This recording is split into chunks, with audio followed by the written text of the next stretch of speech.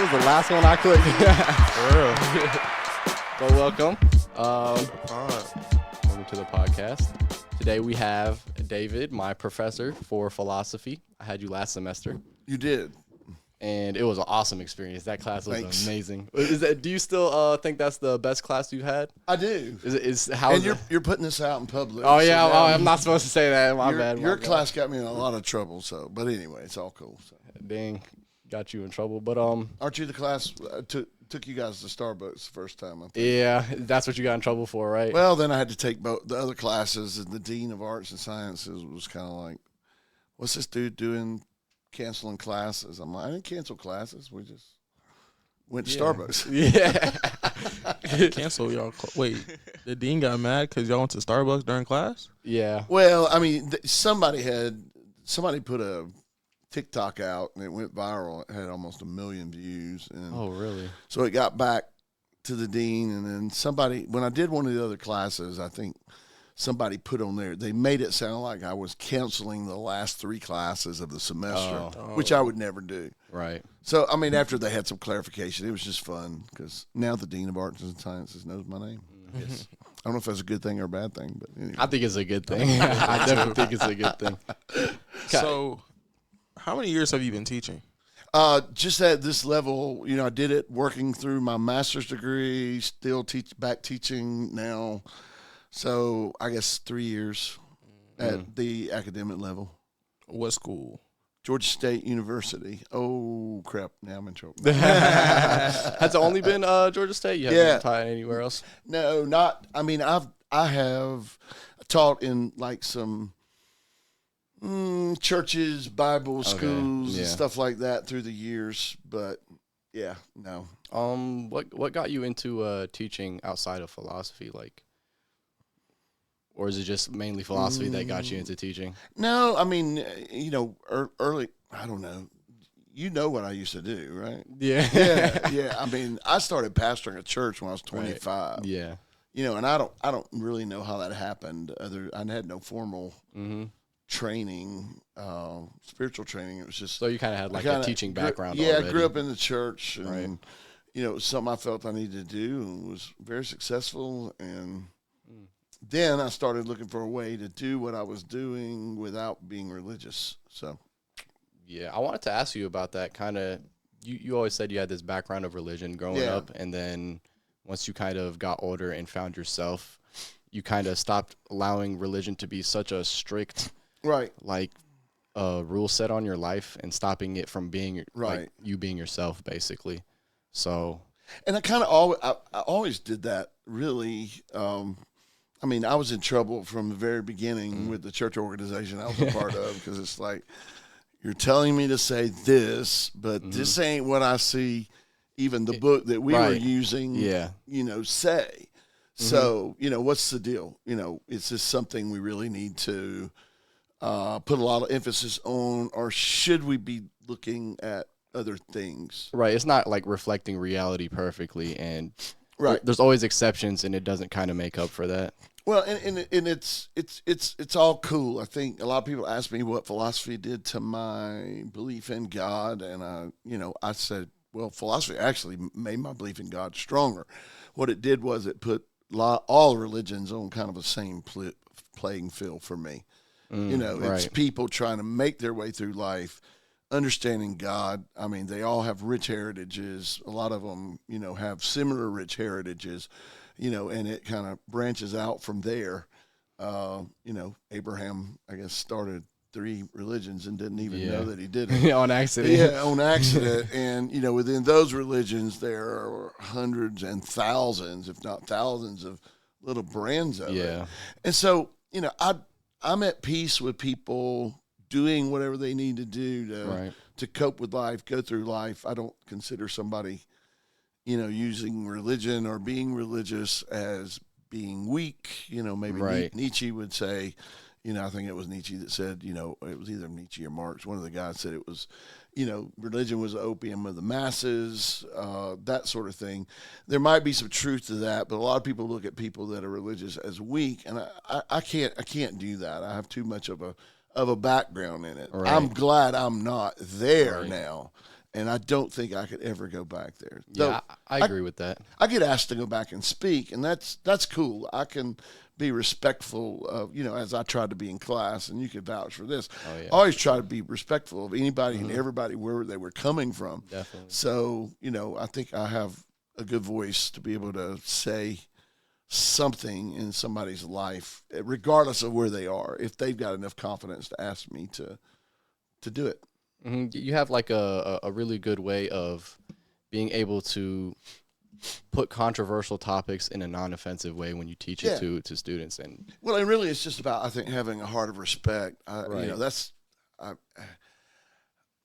There were not any agendas. I started the semester saying, I have no agenda. I'm not trying to tell you what to believe. Right. I just want to get you to talk about it. Right. Ask good questions and come up with good reasons for why you believe what you believe.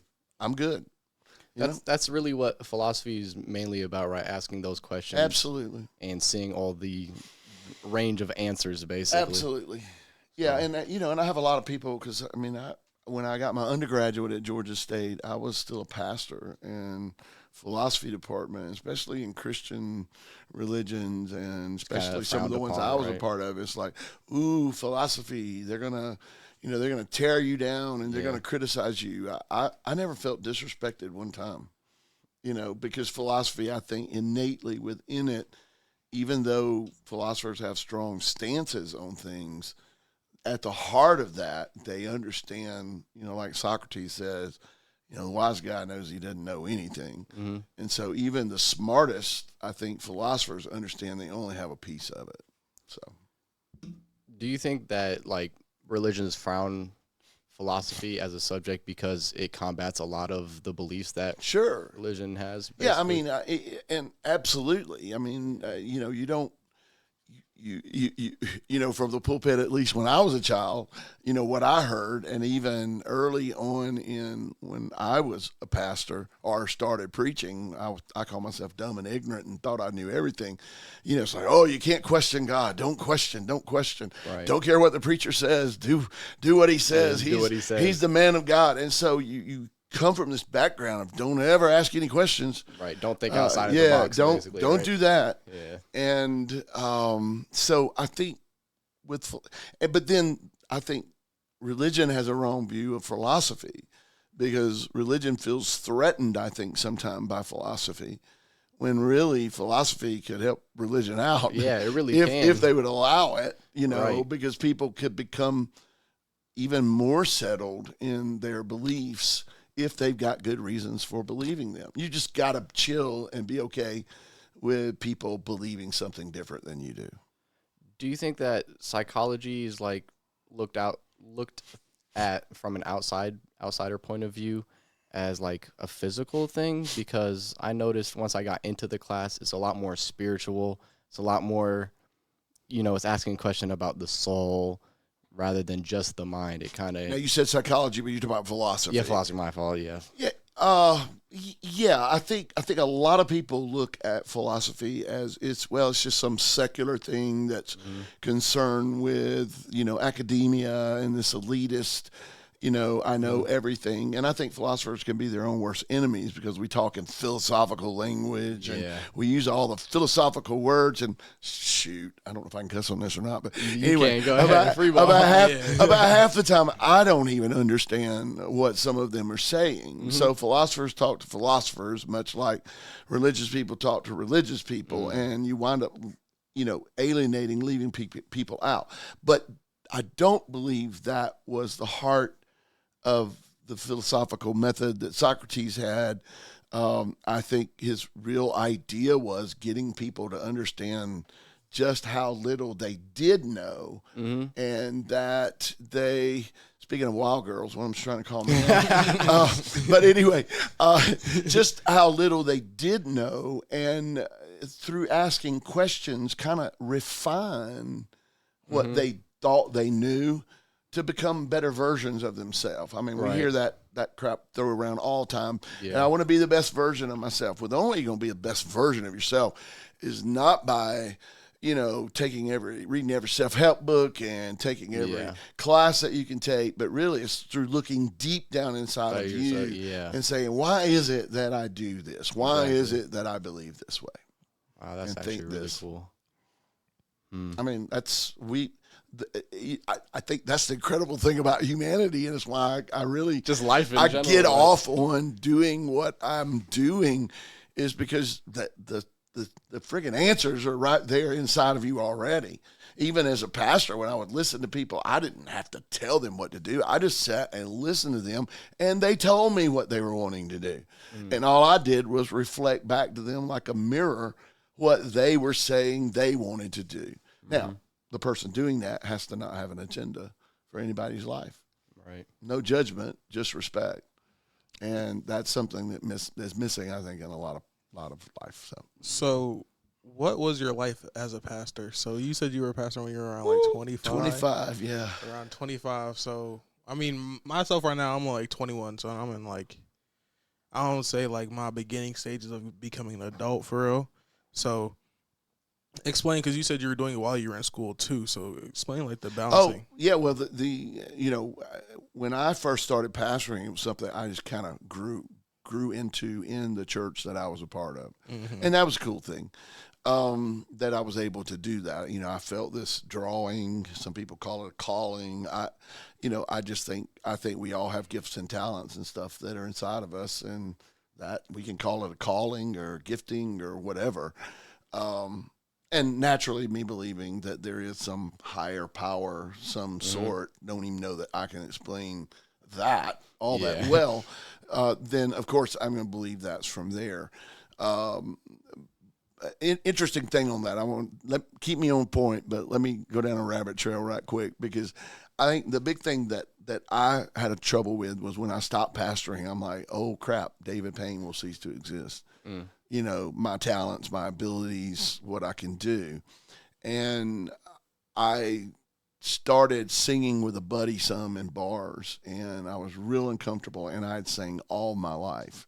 I might say I'm freaking good at it, but, I'd done it all my life. And then I can remember my first semester teaching at Georgia State, and it was like I was scared to death, and I didn't have but like 8 or 9 students, and it was in the summer, and I was scared. But what I quickly learned was what had made me successful at pastoring wasn't connected to church. It was connected to who I was as an individual. And so that same success then, I think, has rolled over into singing and rolled over into teaching. And I feel like the same person. I feel just as fulfilled singing and all that as I ever did. But back to your question, what was it like? You have this deep burning passion. You're not qualified to do it. The church elected me as a pastor, 48 to 46, 50-50. You want to talk about politics in today's world. And I had a lot of success. It was a small church, and we grew to almost 2,000 members, and we grew from hardly no property, or actually we owned no property, to owning 100 acres of land and, $7 or $8 million in assets and all that stuff, which that business grind is a part of what kind of messed me up with religion. It's kind of like, you gotta use people and use them up to be able to build what you're building. And it gets hard saying, well, I'm doing this for God, or I'm doing this for this kingdom that I'm building here. And I had a hard time with that. But young, I just, I was sincere. I loved people. I cared about people. I was probably more judgmental back then than I am now, because I was just young and dumb and thought that I knew it all. But quickly, I saw there's so many things we've judged people by our particular church that's just it and right and wasn't right. Yeah. So, but to really try to answer your question, I didn't finish a business degree until 2013, and I had started it in 1980. And then I kind of rolled out of that. Okay, I finished that. Let me see what I can do, because I could kind of see this door closing with religion. and that I was not going to be able to keep my integrity. I mean, I'm comfortable here because I don't give a, I'm just here. We can talk about anything y'all want to talk about. I'm good. I'm cool. Yeah. But I could see a point where I'm like, I need to do something else. So I didn't even know what philosophy was about. Mm-hmm. First class intro to philosophy scared me to death. Here I am, the successful guy, and I feel like the dumbest person in the room, and I got in there and I did it, and I did really well.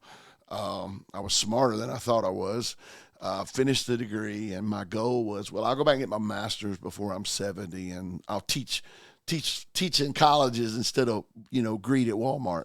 I'm not speaking disparaging of that. It's just that was something I wanted to do, and it was like COVID hit. I went into business after pastoring for 39 years, almost 40.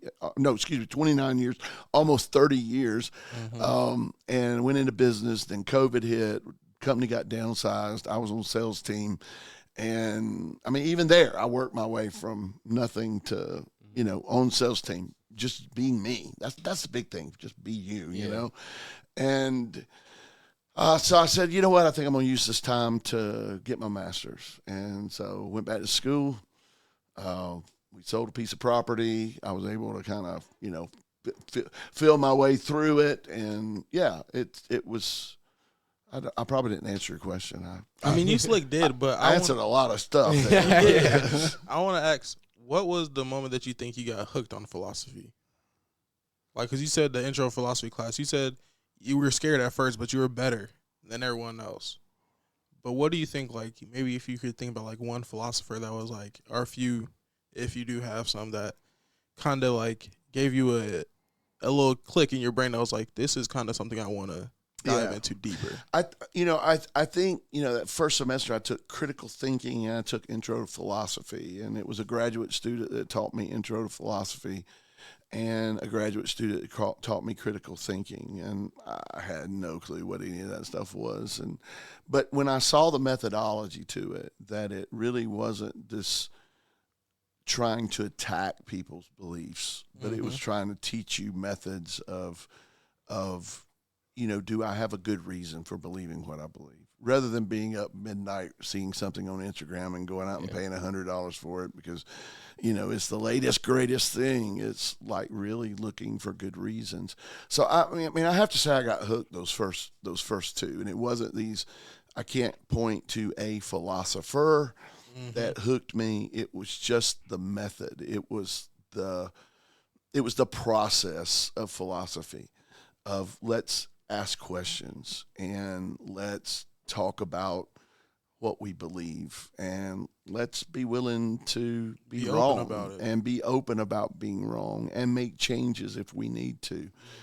Or if we're not certain and we still want to believe that way, just say, well, I'm not real certain, but this is how I believe and this is what I want to do. So I would just have to say that first semester, that combo punch of, critical thinking and that intro to philosophy. I mean, my head was spinning. It honestly was. I was like, what in the hell have I got myself into? This is ridiculous. I will never survive this. I don't, but I'm kind of one of those hard-headed guys. If I start something, I'm going to try to finish it. So I kind of had the same experience. Like you said, critical thinking was what got you into the intro to philosophy. Right. For me, it was critical thinking, and that's what basically got me into your class. And I remember my initial reaction to critical thinking was very positive, and I really liked how it challenged the questions that I thought nobody was asking but me, really, inside of my head. And then I realized there's a certain level of acceptance knowing there aren't answers to every questions. Right. So, and, I found that very beautiful, and it made life a lot more easier and a lot more simple. And then that's what really got me into your class, and then you just added on that and made it even better. So it's not my major or anything, but I have to take elective classes, basically, and I chose those for that specific reason, and I'm very grateful that I did. Well, I'm glad you was there. So. Yeah, I'm glad you were there. I'm glad I'm here. This is cool. Yeah, but it was overall just a great experience. I want to ask if you had any dislikes or difficulties in your getting of your philosophy degree? Like, did you have any classes that bothered you or you didn't agree with? No. I mean, I've had some that were challenging to me. Like one of the last semesters of my school year, I took a feminist philosophy class, and there's some crazy stuff in there, and it's coming from people who have a passion that are certainly, bent one way or the other on the side of, ideas about, the way women have been treated and are treated. And so was that a challenging class? Yeah, but it was probably one of the most rewarding classes to be able to sit and listen to things that you may or may not agree with and find the value in them, and then be able to write and produce papers and thoughts about that. And then a certain amount of that gets inside of you. I never forget, I took one of the professors, Peter Lindsay. I probably talked about Dr. Lindsay in the class. When I was pastoring as an undergraduate, I was there, and he was talking about women and men needing to make the same pay for, equal, Right. and when they're doing equal jobs or jobs that are of equal value to a corporation. And at that time, I had two people that worked in my offices. One was a man, one was a woman. And, I was saying, oh, yeah, that's right. We need to do that. And then I'm like, oh, crap. This one, the man makes $10,000 more than the girl, the lady. Why? Right. They both are of equal value. And so I immediately went home that day and gave the guy a $5,000 raise and the woman a $15,000 raise to bring them to equality. So when you open yourself up to stuff, you'll really sometimes begin to discover, oh, crap, I agree with that, but I'm not practicing it in my life. Mm-hmm. Right. And then when you're willing to put it into practice, that's when it practicing really what you preach, basically gets real rewarding. So, yeah. So, what was her reaction when she got such a huge raise? She was grateful. Yeah, I'm sure. She was like, thanks. I'm sure she wasn't expecting that. Right? No, but it was, that's just one.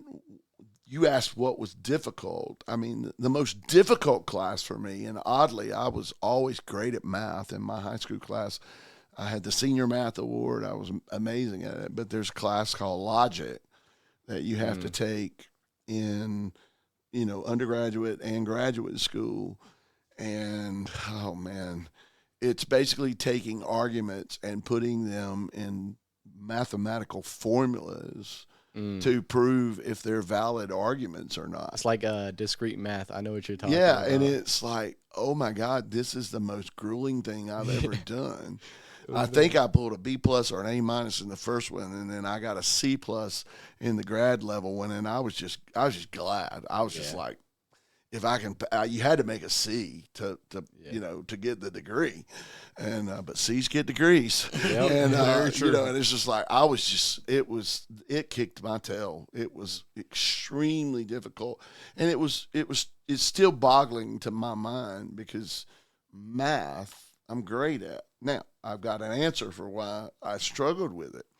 Always in class in high school when we do math, geometry or not geometry so much. It was a little bit of a struggle for me sometimes, but algebra and trig and calculus and all that stuff, I would always get the right answer, but I always did it differently. Teachers hate that. And they hate it, but yet if you could show them how you got your answer, they know you wasn't cheating. And I always got answers wrong. And symbolic logic is very methodical, and you can't get the answer. The answer comes from working the formula out. Right. That's where the answer comes from. And if you don't do it exactly right, and it's complex and complicated. It's like all those ors and ands and buts inside of an argument. It is awful, man. It gets so deep for no reason.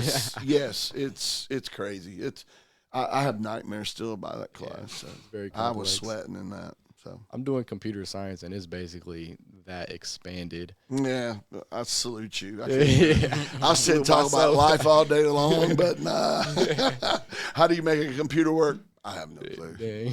I can barely push the buttons and make it work. I find it fascinating. It kind of it goes hand in hand, not specifically with philosophy, but philosophy can, dive into it because it has a lot of those logic-based things that you use to dissect the argument. Sure. And the way you split it up and stuff is very step-based. So I feel like it relates to philosophy in a certain aspect. Yeah. But I wanted to ask you, let's get a little deeper. I wanted to ask you about, Lord, here we go. Buckle up. I want to get into like the soul and the mind and the separation between them. Yeah. And your belief on whether they're connected or if they're separate things or if one exists and one doesn't. Like, what's your take on the soul and mind argument? Oh, yeah. In church that I was raised in, we were kind of like your spirit, soul, and body. Mm-hmm. So, there's this spirit, which I guess some people would say is the mind or something. I don't know. Soul, desires, and then, of course, the body, we know what that is. Soul being, what we want, what we crave, what we want to eat. That spirit, that thing that kind of drives us. I guess to put it in philosophical terms, it's that old problem of consciousness, and she keeps calling me. Anyway, I'm sorry.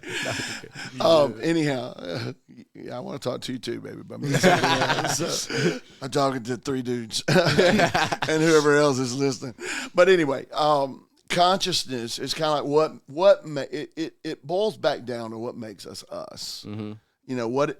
What is it that makes David Payne at this age and this life experience the same essential person that was the little David, that was born to his mom and dad in Covington, lived on Flat Shows Road, and played in the dirt.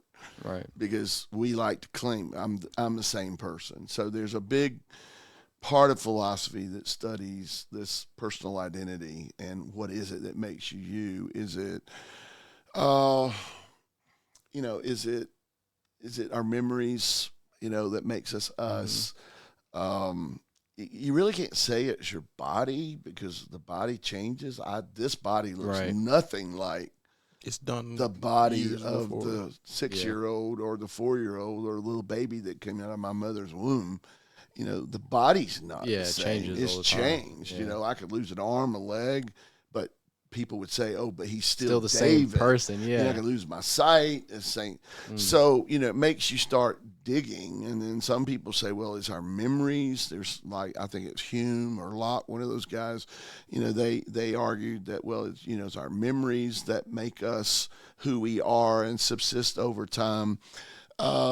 Studied some Buddhism and Hinduism, and that's really kind of interesting, especially in Buddhism, because part of Buddhism is like there's no self. There's nothing that exists over time. But then they get into trouble when they believe in reincarnation, because what's reincarnated then if there's nothing there? Probably where I'm most comfortable is, this body's here. There's life in me. You can call that the spirit. I probably still believe in, and I think that this is what conscious, in a very non-academic, unresearched way, just off the top of my head, and I've talked to other philosophers about this, but I think that it is this consciousness, this ability that, we're sitting in this room and you've experienced me before, and I know a little bit about who you are, but we're experiencing each other for the first time. He and I are experiencing each other for the first time. And you all three will have a different view of what I've said and done here today. We look at a sunset, we can look at, so consciousness is this idea of how is it that we get this subjective first person experience by, even that color blue looks different to you than it does me. We perceive it differently.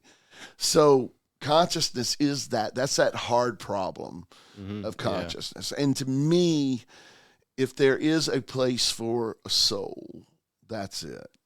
Do you think that these subjective experiences that we have create our personality, or do you think our personality is already something that exists before we even are born? Or do you think it's our experiences in life that create our personality or like change it slightly, you know? Well, and I guess if you're going to argue there's a soul and there's a God and, you know, we're born with some call on our life, you know, you might have to say a lot of that was in us when we were born. I don't, you're asking a good question. I don't know exactly where I would come down on it at this point. I know it's who I am, but I know I am is shaped by my life experiences. Like my dad, he had a real strong view about me late in life, not being as religious as I should be or not following the right, you know, religious guidelines. And I looked at him and I said, well, here's the reason I'm like this. You always told me don't just be like everybody else. Learn to think, ask questions. And so, you know, was it in my nature that caused me to be inquisitive and actually led me to being this philosopher, and I think made me successful as a pastor because I challenged a lot of norms? Or was it the life experience? And, you know, I'm probably most comfortable saying it's a little of both. Yeah. Since I do that's believe, what I say. since I do believe in this bigger power, I don't think that I'm an accident. Right. But then it has to be that our lives are shaped by the people, the circumstances, and the individuals that we meet. So, yeah. And the things that we hear. Yeah, that's awesome. That's kind of like the whole point of this podcast, really. I'm trying to explore individuality. And okay, I like that. You know, I'm trying to not specifically understand it because I feel like I'll never really. I'm being rude and texting. Not where I'm at. But you text earlier, so. Yeah, you're good, man. We're all chilling here. It's a safe space, yeah. But I was saying that this whole show is kind of to explore individuality, and I find it very fascinating.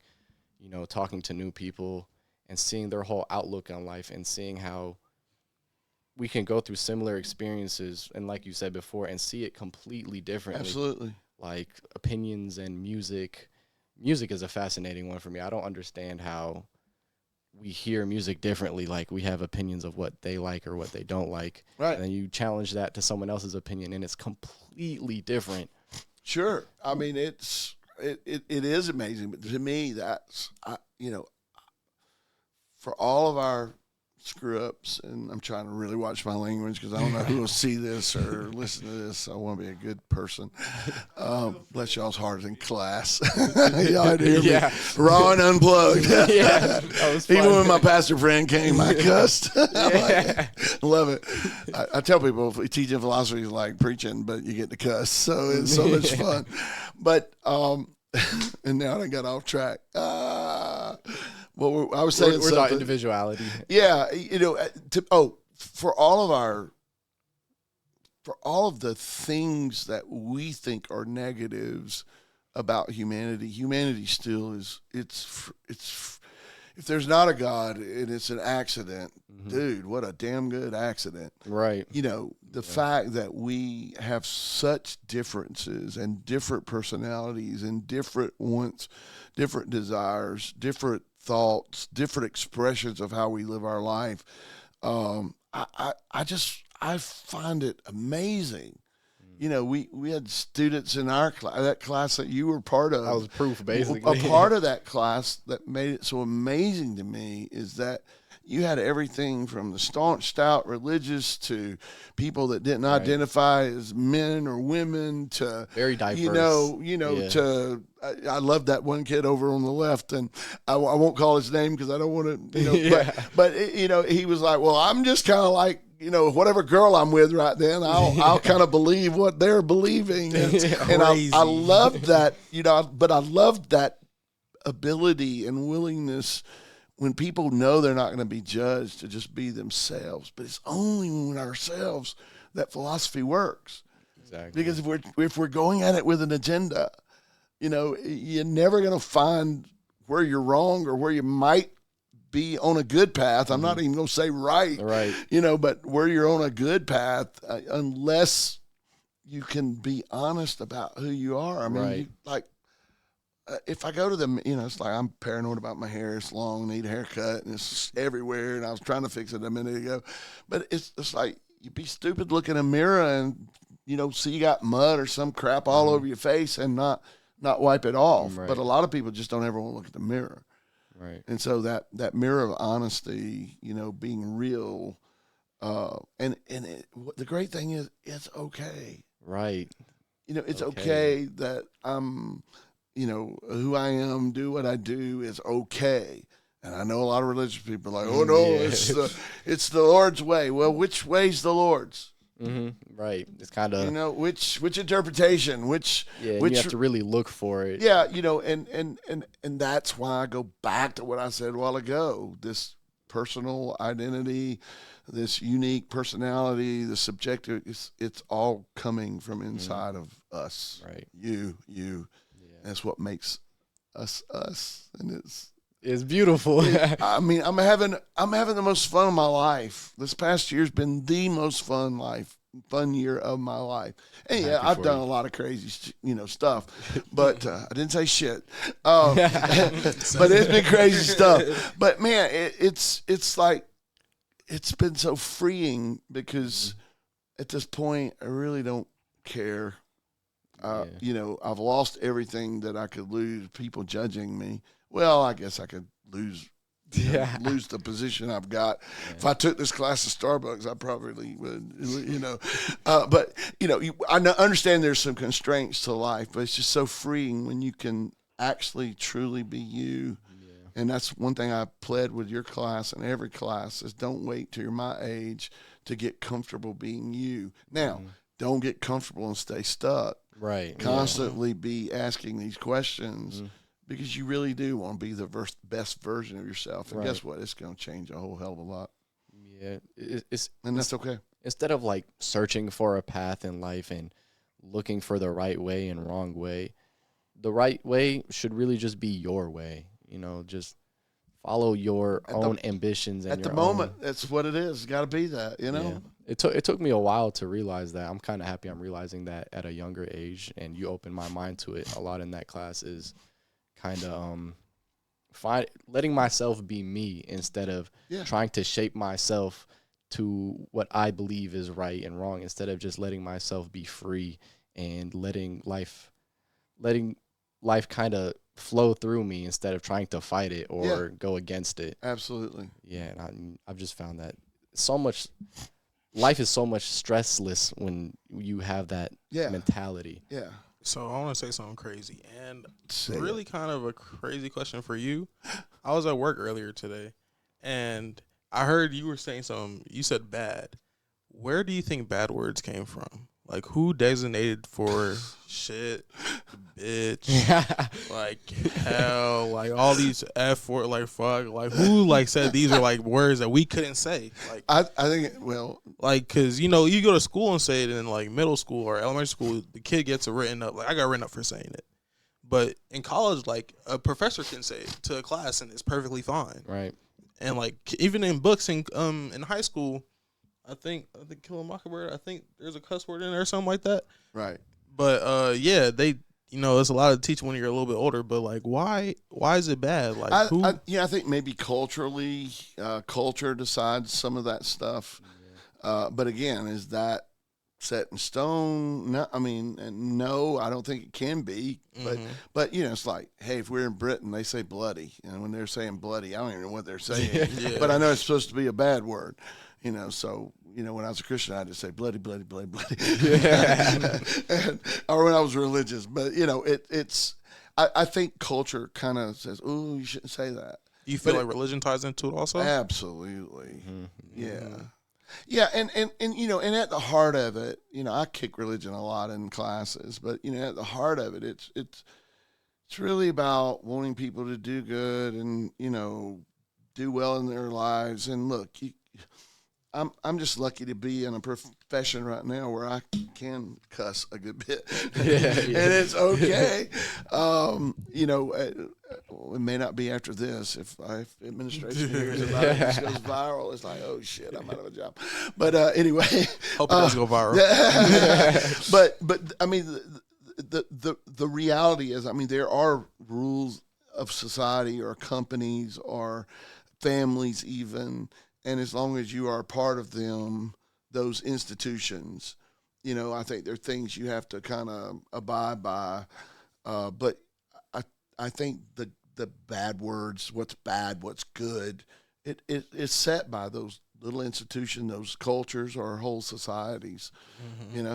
It's like I was raised in a holiness church. I don't know if y'all know what that is, but the ladies couldn't wear pants and they couldn't wear makeup and jewelry. And, and I never will forget, and guys, we couldn't have beards. I mean, I'm pretty holy, except because, well, I'm showing my ankle. That might be bad. But ladies, there were some real restrictions on them. And I was watching a documentary one time about prostitutes in the 1800s and the early 1900s. And it's like they look just like the women in the churches that I attended.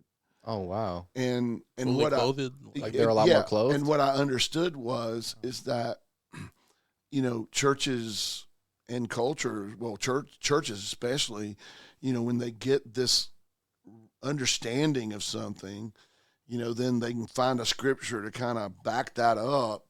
And, and where we got that from as Christians, or at least my little brand of Christians is, women shouldn't wear men's apparel and men shouldn't wear women's apparel. But what we did was that group in the 1900s that really spurred on the branch of religion that I was a part of, they just adopted the culture of the day. That's not saying that the women in the church look like prostitutes. Like the rules adapted. But it was they adapted the rules that were common to society of that day. And they do evolve and they do move. And it's one thing that religion fights against is any change. And rather than embracing it and throwing out the bad change you got me conscious of saying bad now, but the change that's going to affect people negatively in their life, substantially negatively. I mean, I always said in my classes, if my cussing offends you, I'll try not to use any cuss words. And I never had any students that, made a big deal about it. None ever.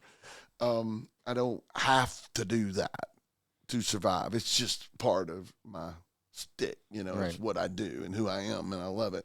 And I couldn't do it for all those years. But I certainly am not going to walk into a pulpit and cuss, of a church. Right. I wouldn't cuss it. My mom and dad have been passed a long time, but even my brothers, I don't cuss in front of them, and I try not to in front of my grandkids, But it's just like adapting to the respect of the room, basically. Yeah, right? You're reading the room. Yeah. So the room is set, I think, by whoever controls and owns the room. Also, so let's dive into karma. Okay. So, do you think? Because one of my friends, they talk about they're getting like a lot of bad karma from stuff they've done, like years before. But on my perception of karma, I feel like it's yin and yang. Like it's maybe it's something that you've done so far ago that was bad, but it's going to be the same type of thing that you did coming back to you. Right. But so we getting a call. I think that's you. Same one. Just fiending. But so karma is I feel like it's part of the same circle, and it can interchange with what you've done to the person and what the person is going through also. Because you might have the person that say like this, a person, they did their ex-boyfriend bad, ditched them, ghosted them like that, right? They get with you, and you do them bad, and to you might think you did bad karma to them, but you might be the bad karma to that person because they did their boyfriend bad. Yeah. So it's it can go in full circle, and then you could be getting bad karma. But the thing is, do you feel as if you were someone else's bad karma, and do you think that you should be getting good karma for that or bad karma for that? That's a great question. I always thought, I'll relate this back biblically. There's several times where it says God hardened Pharaoh's heart and he was a butthole to the Jewish people. Hebrews. God hardened his heart. I think about, the Judas, the dude that betrayed Jesus, and, it was it foreordained? Did he have any free will involved in that? Is he going to go to hell for doing what God had determined he was going to do? Now we're getting into free will. God, we ain't got time to get into all that. Yeah, but to answer your question, oh man, I don't even know how to begin with that. I believe we put off energy. Mm-hmm. Okay. I do believe that too. And I think if you treat people with respect, you for the most part will get respect back. And so karma, reaping what you sow, I think it's just kind of we get what we put out. Now, is it 100% every time? No, I don't think anything is. I try to be generous. I try to be generous with my life. When you ask me when I come do this, I'm like, sure. You're a student. I like to talk. I don't even know what we're doing. You're like, I don't know what we're going to talk about. I'm like, I don't know what I was walking into, And a couple of times when I'm like, you sure you want to do this? You have no clue where you're going, what you're walking into, what you want to talk about. But it's been great. But the point is, I think we typically get what we give out. Now, I think where it becomes a problem is when people start keeping record themselves of, well, I've been good and I've been giving and I've done so many good things and all I get is bad stuff coming back my way. And I don't know what it's messing up, but to me that messes up good karma. It just does. I feel like it's because you're waiting on something good to happen. Yeah. So I feel like if you're not doing it for the fruit of the action and you're not doing it for it to be actually good in a heartwarming sense, it's not going to come back to you good in a heartwarming sense. We aren't to do what we do just because it's the right thing for us to do. Yeah. It's just the right thing to do and not, well, is that going to come back to me? I will say this. I'm an older guy. I've lived a lot of life. I'm not wealthy. I don't even own a home right now. I sold a home. I got a little money in the bank, but I ain't got enough money in this day's market to buy a house. But you know what, man? I have lived my life giving to other people, giving of myself and of my time. And there's just never been lack in my life. There have been times I worried about stuff. I worried about something good coming my way. I've seen bad karma come my way because I did some really screwed up stuff in my life. I hurt some people, and I've lived long enough to watch it come back around. So I have to say, I believe that's there. I just don't think it's worth taking time to try to keep record.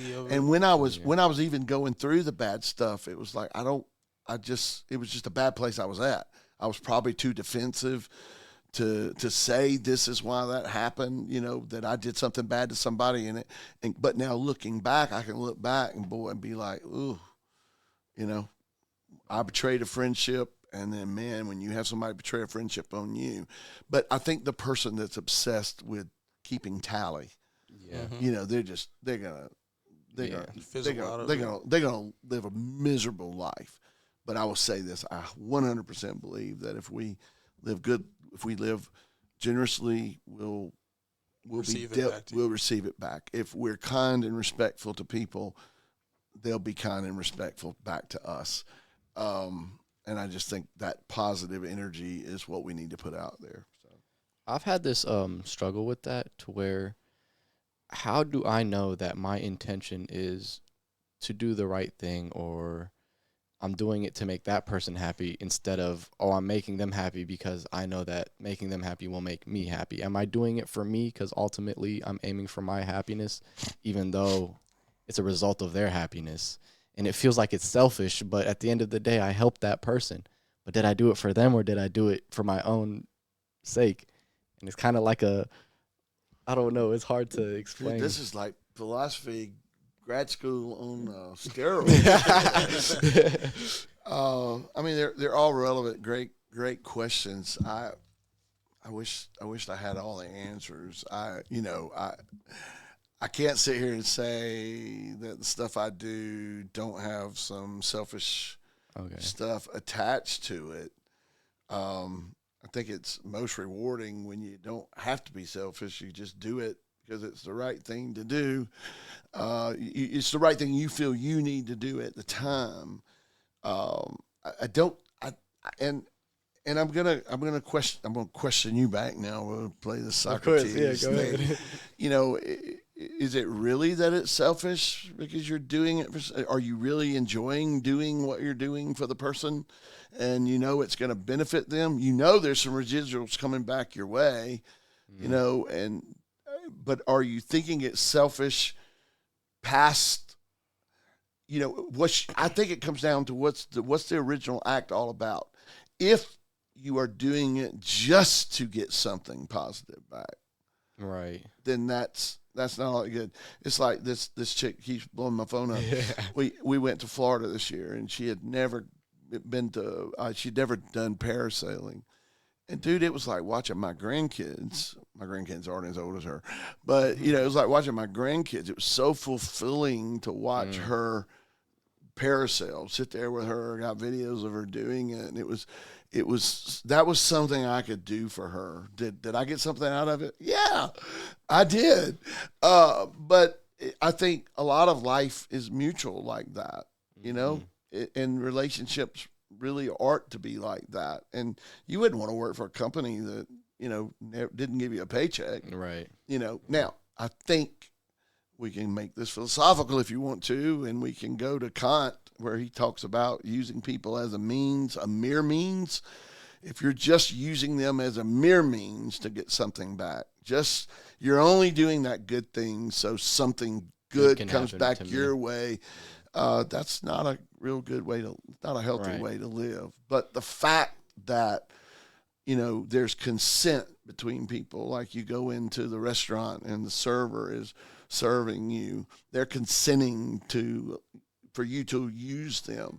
Well, you're using them to get your food. You're using them to get your drinks. You're using them to get good service. You're using them for a lot of reasons. But there's that consent there in that relationship. So maybe it comes down to a thing of consent. The person that you're doing these good things for knows that you're going to get some good stuff out of it.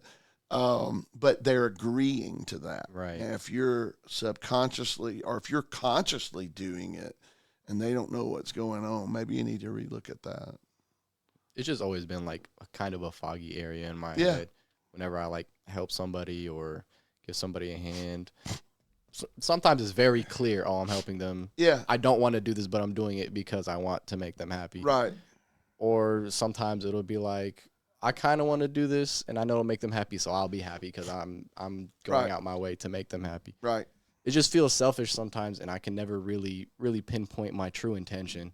I've always struggled with that. Well, just allow that feeling of selfishness to help you pinpoint your true intention. And if you've discovered that your intentions is just purely selfish, then maybe not. Shouldn't be doing it then.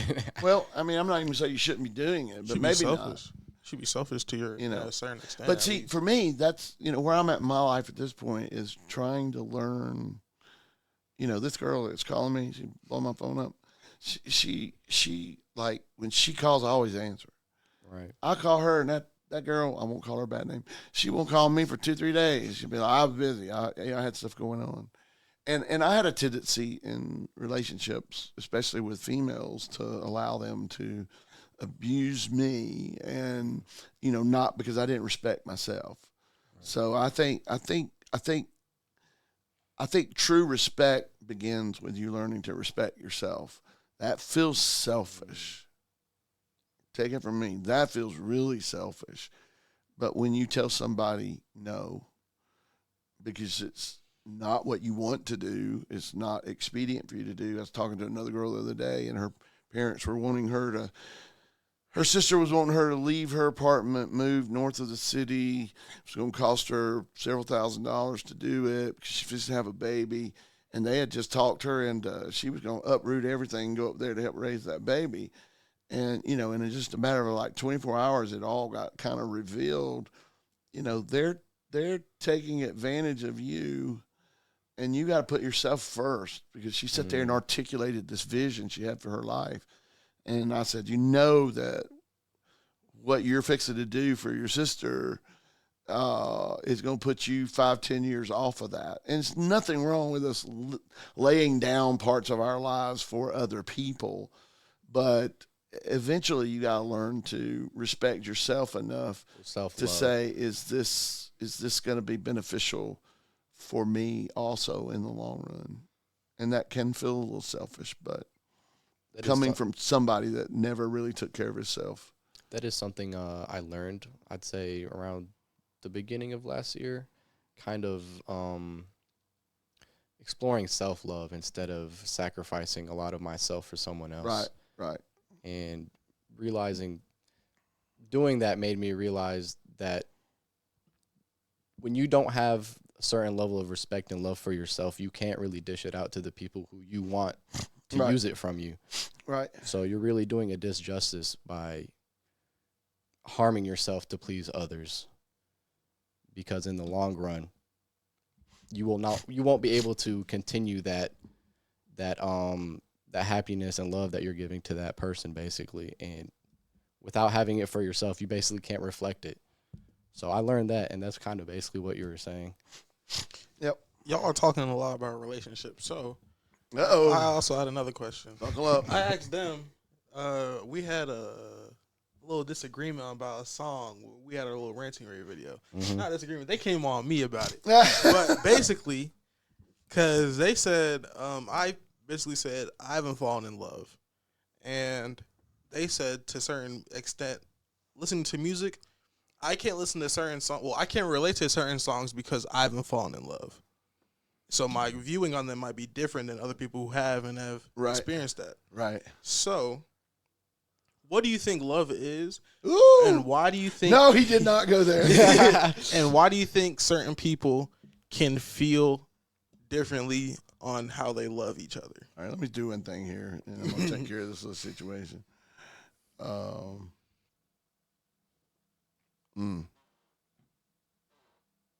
First, if you could describe love in a few words, how would you describe it? And then I have another backup. That's a hard word to put into words. That's a hard one. You can't. It's hard for me to separate like deep meanings of love from like religious scripture that I heard. That love is patient, kind. It's not jealous, not boastful, not proud, not puffed up. It believes all things. It hopes all things. It endures all things. It puts you in this position where you just really believe the best about people, and your friends are saying, dude, you're a fool. Can't you see that girl's all jacked up? And you're like, no, I'm believing the best for her. This one's a case like that. And my friends are like, she ain't never going to change. And I'm just like, and she may not. And I think we get in trouble sometime when we think, well, if I love them, they're going to really change. That they got to want to change. We can provide some place for that.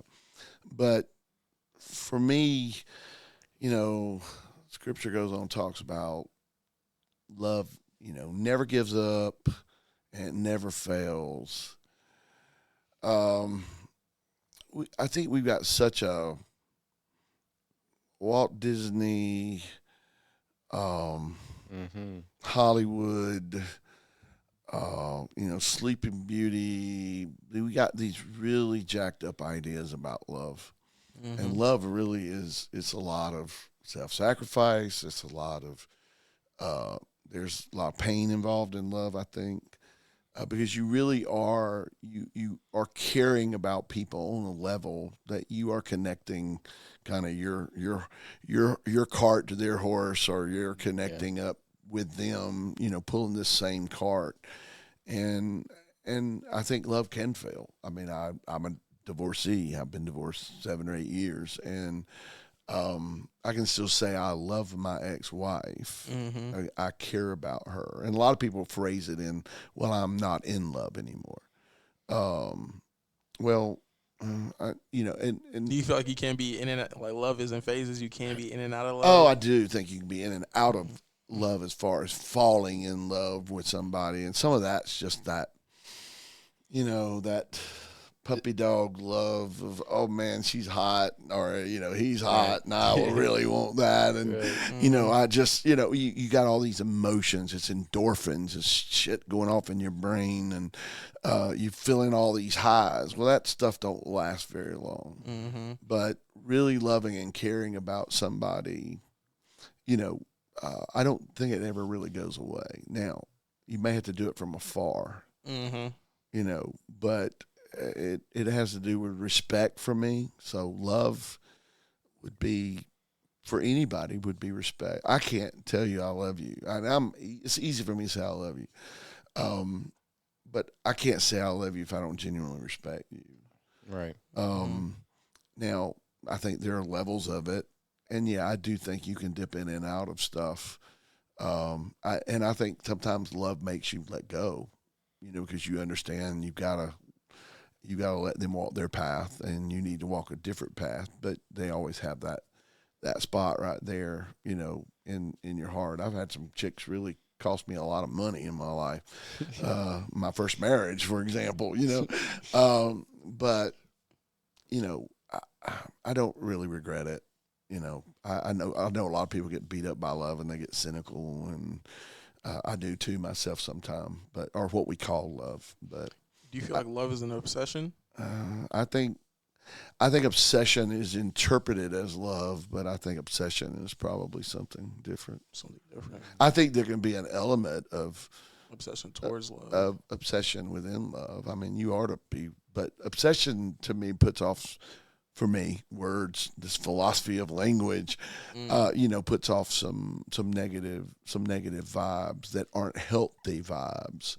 Obsession can cause you to put yourself at risk. I don't think real love can cause you to choose to lay down parts of your life for somebody, or put yourself at risk. Like I tell people all the time, there's 3 or 4 people in the world I'd die for.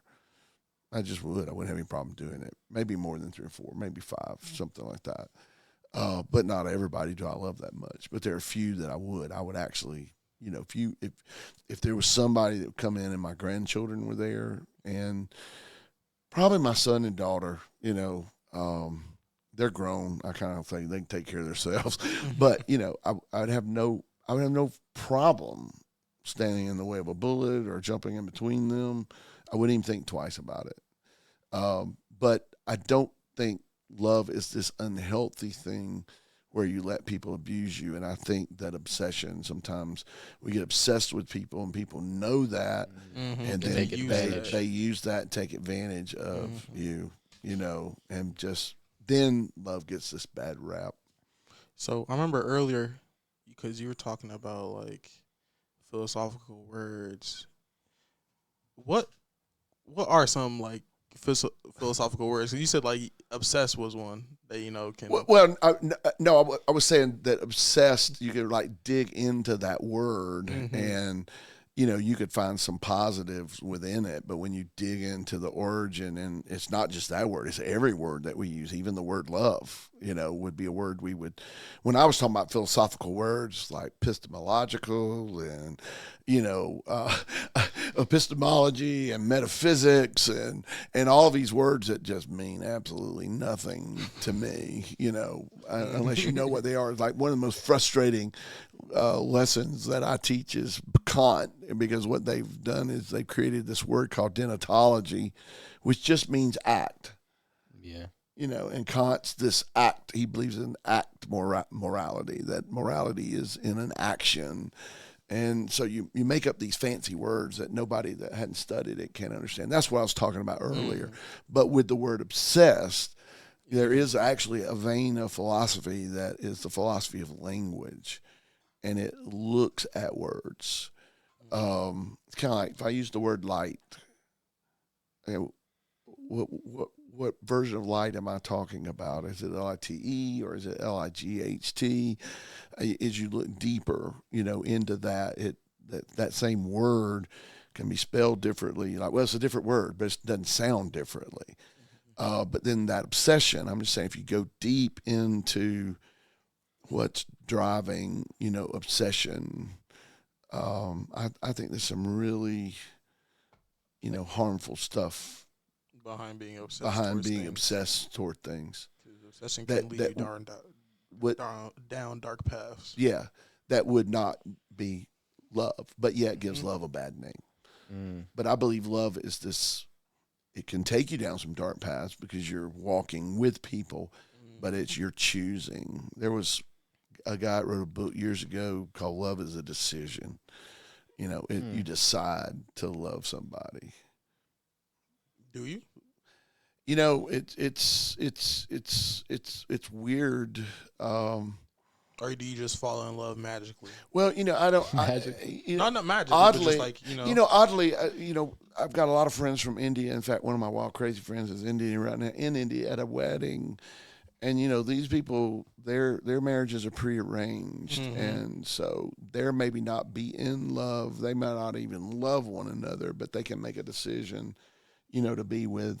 This is who I'm going to be with, and I think you can develop love. From that decision. And I think there are lots of people that don't. But I think there are a lot of people that say they fall in love, and then after 4 or 5 years, it's like, who the hell is this beside me? What am I doing here? And then they feel trapped, and this is just normal. I got a buddy going through hell right now, and I'm like, you realize, dude, that your world's falling apart just because of a woman, right? Well, it's normal. It's what's normal, and it's normal for my son. I'm like, y'all fussing like crazy people every day. That's what's normal, and we see that in health. We see that in lots of different relationships, but I'm wondering now. I'm sorry. I kind of went down a bad path. Do you think love is eternal? Like, once you fully believe you're in love with somebody, do you think that you can fall out of love with that person? Like, for example, let's say it's not in a relationship, like a son or a mother. You're kind of born with that love. Do you think that could ever go away? Or is love like a permanent thing inside of somebody's emotions? I mean, I have to say yes. I think it could go away. I'm finding this, though, like, if I put this in the setting of my life, with like my ex-wife, I dearly love her today. I truly care about her. I'm not obsessed with her anymore, and I certainly don't spend hours of every day wondering what she's doing. There's many days that go by that I don't think about them at all, and or her at all. And there's not a them. I've never been married but once, but I don't think I'm out that I don't love her. I'm not in love with her at this point. And then I had another relationship right after that marriage that was an obsession. I mean, it really was. It made me do shit that I wouldn't normally do and act in ways I wouldn't act, and started acting like a kid and, all selfish and clingy and, weird stuff. Threw you off unhealthy and, oddly, I had to do I did mushrooms for the first time. Can I say that? I guess I can. I just did. Yeah, you definitely can. Oh, shit. I did mushrooms for the first time back last year, and it was like, I wasn't even doing it for that reason. Somebody just said, you ought to do this. It was like a light switch went off. I didn't want to look at her social media anymore, and I didn't even do it with her in mind. But it was crazy how that self-awareness of how disrespected I had been, it flipped the switch. So I would definitely say I'm not in love with that person. I don't really care if I ever see her again or talk to her again. Now, I don't hate her. Right. Because the problem wasn't her, it was me. And that didn't mean she wasn't jacked up. The problem was me. I'm in control of me. That's what I was telling my buddy the other day. You can tell her to leave. Oh, but I bought her a ring. You can tell her you want the ring back, or you can just consider the ring a $20,000 lesson, in life, as an expensive lesson, but you're in control of yourself. So what do you believe? How do you really feel? And then we get trapped, man. We could sit here and do this all day and go down these long paths because y'all are. Hold on, I got two questions. These dudes asking some too deep of questions. I need somebody to throw me a lifeline, or I'm going to have to have some liquor or something in a minute. So we got Oh, my fault, Here, King. you want to shoot or What you finna say? Um. All right. So, with your experience with that, did you ever do the mirror test? What's that? It's when you do go on shrooms. It's like you stare at the mirror and you look at and reflect on yourself, and sometimes your mind does wander. Other times, people can't keep a straight face. Yeah, Did you no, ever I try that? didn't. I didn't do that then. That's really the only serious time I ever did them. But now it's really weird. First, I had cancer years ago, and I had some doctor bring me some chocolate from Colorado, Mm-hmm. and I would just do a little bitty bit. And one time I said, "Well, I wonder what happened if I do a big old bit." So I got really paranoid. It was like a trip that I'd never experienced, and I was a grown man. But oddly, I'd look in the mirror. It was the only thing that centered me. That's weird. That's completely off the subject of what you asked. No, it's I haven't. it's more subject than you think. Like Okay. most times they always look at me, they're like, "What? That doesn't really make sense." No, it's a little small detail that you actually got paid attention to. Why is this one a reoccurring event? Yeah. And for you, it would be the mirror, and for a lot of people, it's normally the mirror. I know for me, when I looked into the mirror, I could not personally keep a straight face. But until I looked into my eyes would expand over the whole mirror, and I would just see back and forth. Okay, I got to go do mushrooms and look in the mirror now. So. That's on the bucket list. This one's on you. I think That's me denying. He made me do it. It's all your fault, I saw man. it as beautiful, so. Yeah.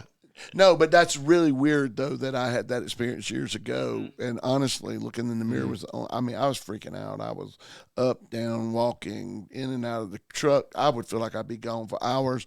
And they'd be like, you got in the truck for 60 seconds or 5 seconds, and then you were back out. Your perception of time is all all over the place. I wanted to strip up my clothes and get in the shower. I'd lay down on the couch, and everything was just loud. The noise was loud. And I passed by the mirror, and I looked, and I'm like, oh, it's me. Yeah. I'm okay. I'm actually here. It's okay. I never understand this because it's weird when you realize you're in your own body, and I don't. Weird. Show's always fun. Yep. Do you So, dang, I kind of got off track. I just got a question that popped up in my head. So one of my old friends from like years ago, I used to grow up with him in my neighborhood. He said, mushrooms is something that everyone should try once in their life. Do you feel like that is true? Because he felt like it was a self-awareness, like mind-boggling experience.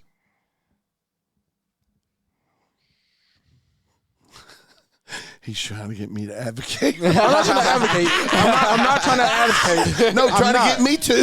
I'm not. But I'm just saying, it's for the people over 18. Or this is 18 plus. 18 plus. For adults that are not settled in their life, I would encourage. Yeah, that would be kind of really a cool thing for them to do. Okay. Nothing may happen. I mean, I got a lot of friends that have done it, and they're like, nothing happened. For me, it was life transforming. I agree. It was a light switch. You follow her. I know it kind of creeped you out. You probably know what that noise was. It's like, okay, but mushrooms got them. Yeah. That's what he was Keyword. for. At this point in time. And ATF's out front. We know where you live, boy. All right. You don't know where I live. I'm just here. Question coming in from Malik. He says, "I'm not sure if it's appropriate for your profession or not, but could you ask him these ideas about why we as a species are so prone to discrimination when, from a scientific POV, we're all literally the same?" I mean, that's a perfectly legitimate question. I think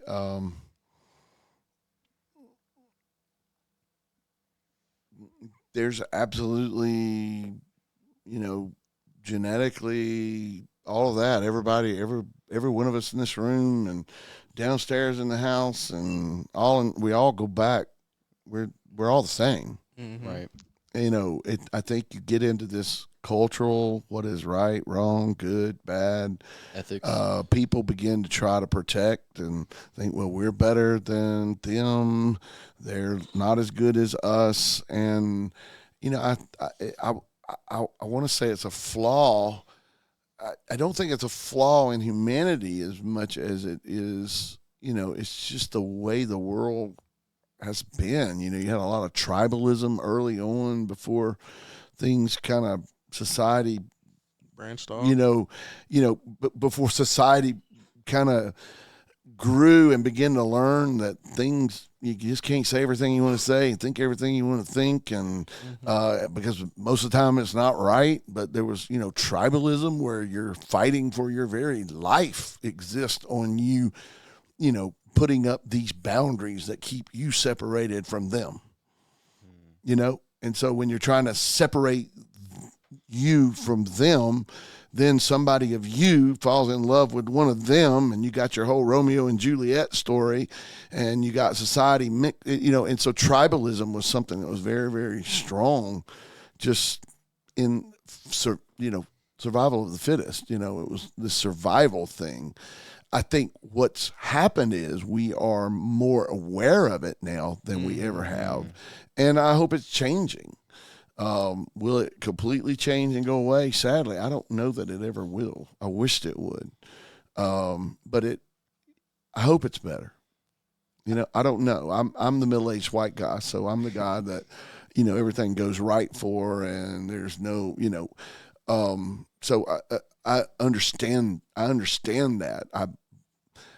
People, I could sit here and say, oh, I felt discriminated against or judged, and people be like, for what? You got everything going your way. So I can sit here and say, I think it's better, but I have to hope that it's better. And I hear from some people that it is. I hear from some people that it's not.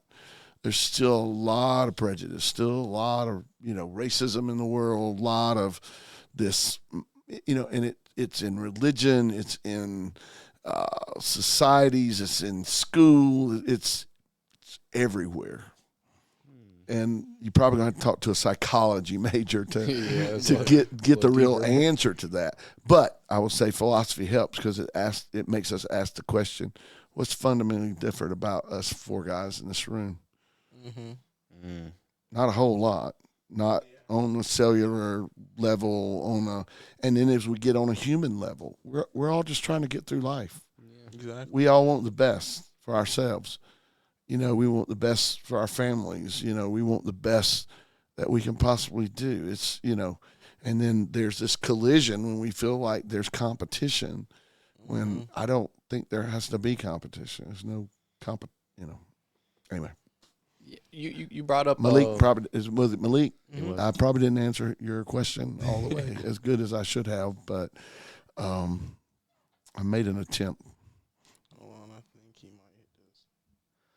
I saw you brought up kind of like how what causes us to kind of combat over our differences. I never thought about it as instinctively or like the beginning of man, where we were kind of just fending off predators. Right.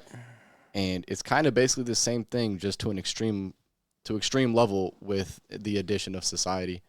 And I just never thought about it. I was like, we're still kind of those cavemen, surviving and getting rid of the weaker people because it just so happened that person is stronger. Yeah, and there are a lot of people that even argue against, like, there shouldn't be any kind of competitions in the world because you don't want anybody to, and I don't get that. I don't buy into all of that. Right.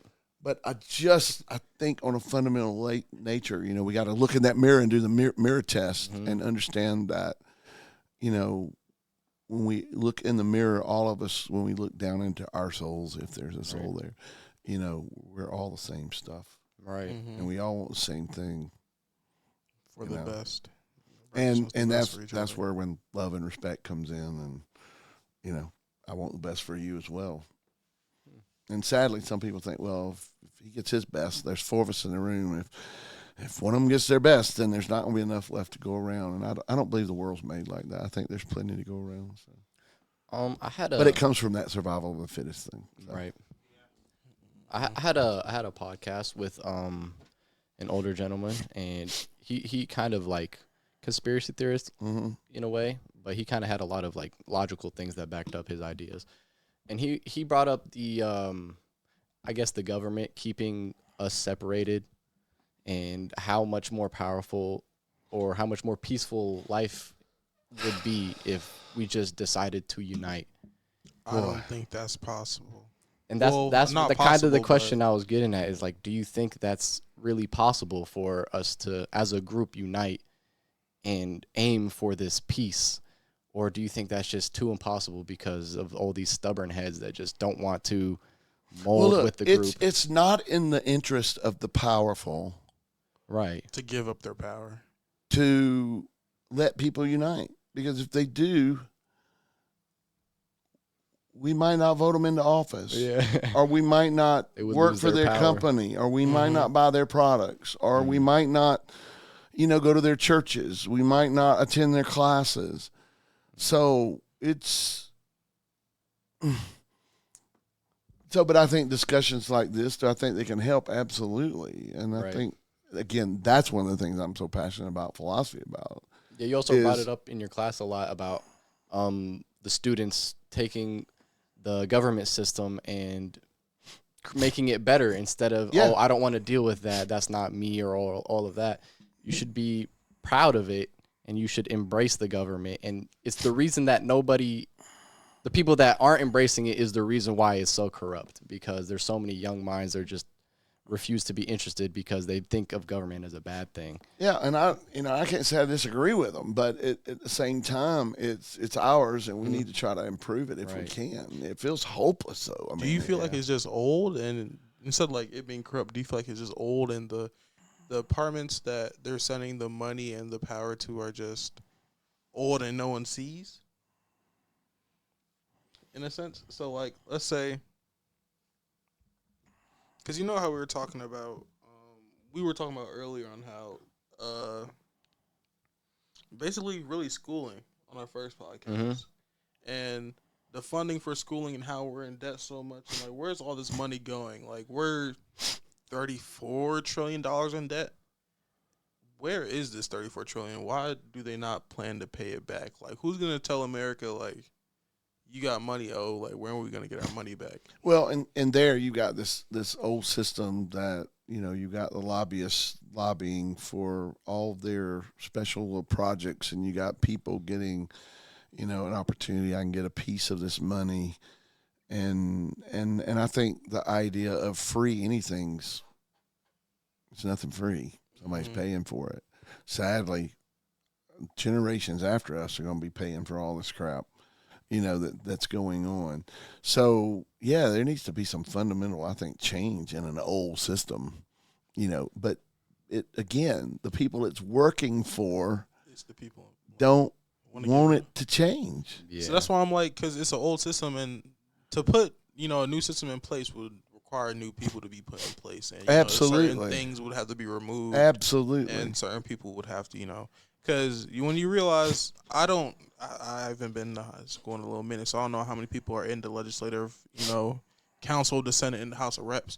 When you realize of how many people there are, how many states, and it's like, is this really changing anything? And where are we putting all this money towards? Because they're getting paid a lot of money to sit in there and talk. Are they really doing the effect of the people where they live, or are they just doing it to get their money, make it sound good, so I'm getting paid for my next seat in office?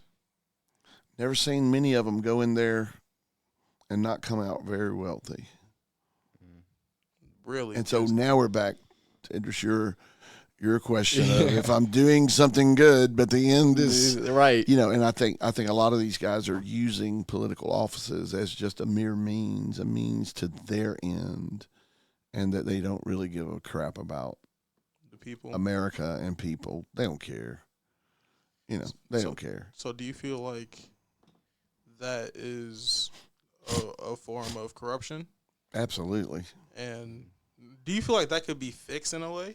Like, I think if we became aware and we become intellectually honest and we all become philosophical about the political system and started asking. I was listening to a radio show the other night, and this lady was on there. They were calling themselves the No Name Party, and you got libertarian parties and green parties and all these things. But there really does need to be some adjusting and some changes. They said keep sliding off. I'm sorry. to our system. Do I think it can be? Absolutely. Is it going to happen in my lifetime? I doubt it. I don't know. Really, the core of the issue is selfishness. Selfishness. But we got to get involved, like you said. We got to get involved in this system. This is the one we got to change. Yeah, like take that step instead of saying, "Oh, my step is not going to count." Yeah, and we study all this in philosophy. It's like, do we use civil disobedience or do we use uncivil disobedience? Are we Black Lives Movement, Matter movement, or are we Martin Luther King? Let's all just give peace a chance. Or what are we what approach are we going to take? Right. And there's a lot of good thoughts there. I'm hopeful that things can change by us becoming educated and not resorting back to fighting and war. Do you think internal strife at that level? Do you think like physical retaliation is sometimes necessary to like resolve an issue? I have to say yes, but not all the time, but just sometimes when it's rare. just extreme, right? It's kind of like I think there is a time of war, but I think also in America there's a war machine that keeps wars going. Yeah, for sure. Because it benefits the rich and the powerful. Yeah. It produces money, so there is a war machine, and that was something I learned in college. I'd never thought about that, but when I got to look at it, I'm like, oh my God, look at this. Countries go to war because they have bad economies and their economies spike, boost, but it's on the backs of people. Yeah. But I think there are causes, there are times, absolutely. I want to see what Mikhail was saying. He said, how are we meant to better our government system when the majority of human beings only have interest in self? It's a good question because it's like who with any good sense wants to be a politician today? That's the issue I was talking about earlier. Because they're going to go through this podcast. Oh, you cussed. You admitted you did mushrooms, and but here, I'm hoping our society can get to a place to where we like, yes, sir, I did it. I did mushroom. I inhaled. And instead of saying I did not have sex with this woman, yes, I bent her over the table and we had sex. But is the world ready for that type of honesty? Yeah. But yet that's what we need for things to change. Because I feel like it's so wrapped up in politics where people are trying to grow up to have this image of, oh, I'm great, I'm a clean slate. And then once they get to the point of doing the stuff, that's where they might slip up and mess up. That's where they might get caught in a scandal. Yeah. Or, they get out clean. They might, I did my 8 years. It's kind of like, who amongst us doesn't have some scandal in their life? Right. Everybody got who doesn't? And it's just a crock of crap that we act like people don't do. It's a part of humanity. Yeah, people don't do stuff like that. It's again, and it's one reason I'm passionate about what I do.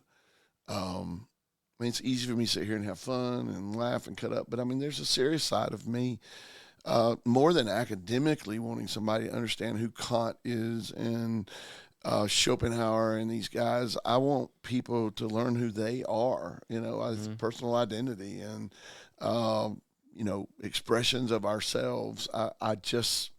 I'm passionate about people asking those questions, because what we will begin to do is we'll stop being political, religious, politically correct, judge. We'll stop doing a lot of that and only do what we really feel is right. Again, for us, right? That's there. It's easy for me to sit here and pontificate, but it's not in anybody's best interest to be a Republican or a Democrat or anything at this point. It's just not. Because you know what? Republicans don't give a shit about us, and Democrats don't give a shit about us. They're in there for themselves. And so until we stop buying into their BS and start demanding some change, can it be done without violence? I hope so. Mm-hmm. I'm certainly not, but it is frustrating, and I do understand the question and the frustration that's there. So Because I'm not a crazy person who goes into politics. So when people be coming to talk to me about left and right wing stuff, I'm just blank. I don't really know. Yeah, me too. So since I know philosophy has something to do with politics, obviously. So, well, we talk about it. Yeah. Do y'all can you describe to me what is the Democratic Party and what is the Republican Party? Ugh. Like, and then Libertarian Party. Like, what are these different parties? Because I don't understand like why, if we're not all America, when we all want the best thing for us, why are we trying to split us into different parties? Yeah, well, see, and even like they that? have, they've changed. It was Republican Party that repealed slavery, but is the Republican Party the party? I don't even know that I can even start. Yeah. I don't even know who they are. I think they're a bunch of self-centered people. I'm gonna not cuss. I think they're a bunch of self-centered people that are lifetime. A lot of them are lifetimers. Mm-hmm. And you think it's been like born through them, like generation wise? Absolutely. And we freak out when somebody or they freak out when somebody different is there. And I'm not speaking. I can't even say on air what I think about our former president, and I just can't. But I think it's a pitiful state in America that we've got the choices between an arrogant ass and somebody who really isn't mentally fit to be running our country. I think that's sad. But those are our only options. Those are our options. That's what we feel like are our options. Do we feel like these are the options that are being put in front of us? Do you feel like the American people actually vote for these options, or these are the options that are being put in front of us? These are the options that are being put in front of us. And then because the whole thing with voting is weird because there's a collegiate party which actually, chooses who votes for the president. So if we vote for a president and we don't get I think, what year was that? I think it was a couple of years ago that somebody won the people's vote, but the collegiate party pretty much won, yeah. and they won. Well, and that's why we need to become more intelligent about our political system. One thing I liked about this lady that was talking on this radio station the other night, I didn't realize this. You don't need 51% to get every state but one or two. You get all the electoral votes if you win the state. And you don't need 50% to do it. You just got to have more percentage of the votes than the next party. And so what she was advocating for is if there ever was a third-party candidate that truly was not a Democrat or a Republican, that then they could actually find a path to that 270, that 270 electoral votes, and never win all of the votes. So it's the system we have, and until they change it constitutionally, what we got to do is wise up and understand how it works and start leveraging that system to work for us rather than just buying into mindlessly. Who you going to vote for? Well, my mom and daddy's always voted for, that's that's got to stop. Definitely. I feel like people actually got to look. I have voted libertarian and for an independent candidate many times, and people are like, "You're throwing your vote away." I don't feel like I am. I feel like I'm throwing my vote away when I vote for some of this stuff they give me to choose from. So facts. They be giving me bad stuff to choose from, and I just have to choose. What do you think the problem is that is making our options only bad or not great? The people that they know. You know how Donald Trump went up there and started speaking noise and started making some money? Like, do you think there's right people that are actually pushing towards becoming a president or somebody in office who can actually make a difference? Yes. Yeah, there are correct people pushing towards it, but why are they so rare, and why do they not shine? Because you gotta realize for politics, like how he was saying, it's a generation through it. Like you've been bred through it from the jump. So when that one person that you've seen has a bloodline, you're blue-blooded. He's a blue-blooded, politician. You're a first comer. You're a hard worker coming from a farm. I'm 95% of us over here who got the money. We're gonna sponsor him and make sure he has the people in that state to win. Because I'm gonna protect them, make sure they get their money. They get their money for your little outside self. You feel me? So it's all about self-interest rather than who's the right person for the job. That's what the comment was about. Yeah. It's how can you be? How can people really? And I think that's where we we got to quit having a knee jerk reaction. And I am one of the least political people we will ever talk to. But I think we've got to stop having a knee jerk reaction to common sense things like term limits. Why would you not want term limits? Yeah. Only be there for a certain amount of time. Why would you want to let him just be there? Well, why can't they do some regulation about, news media can't take people's lives and family apart? Yeah. Freedom of the press. Well, so there's a whole structure there. We have the poor pool of candidates we have today because, I'm a talented guy, but I wouldn't put my name out there because they dig up all the dirt they could. Yeah. There's a lot of dirt about me, and I don't. You'd be putting a lot on the line just shooting for that position. Just to shoot for that position. Yeah. And then, your whole life is put on the TV screen. And now it's become such a money thing. I shouldn't be that way. And so you have to attach your cart to this Democrat donkey or this Republican elephant to be able to get funds to be able to even win in a local, arena. I'm not talking about like maybe mayors and city councils and all of that. But I think this is, to go back to you, I salute you, and I used to tell the students this: get involved, run for office. Right. Run for office in your town, run for office in your county. But don't,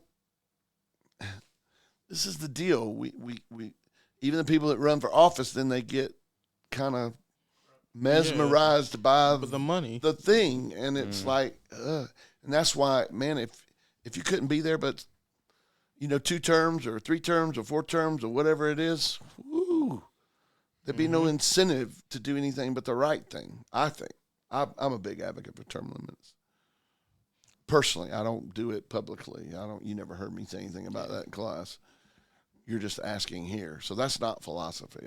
Philosophers are as divided on politics as politicians are. So.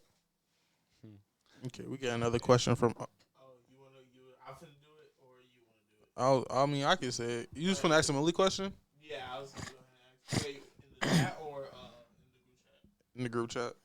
In the group chat. Yeah, that's what I was going to read. Hey guys, what's up? Oh, yeah, we got a few people in the little chat, but Malik had another group chat question. He said, would you be able to ask him if his opinion, I think that's opinion on gender identity and how it affects society and other social norms? Because you did say you had a class. Y'all trying to get me in trouble. I'm not trying to get you in trouble, but it's philosophy, so it's honest, open-ended questions. You can't really, There's no wrong answer. Yeah. I feel like every person has their Can own I just views. let Dave Chappelle answer for me?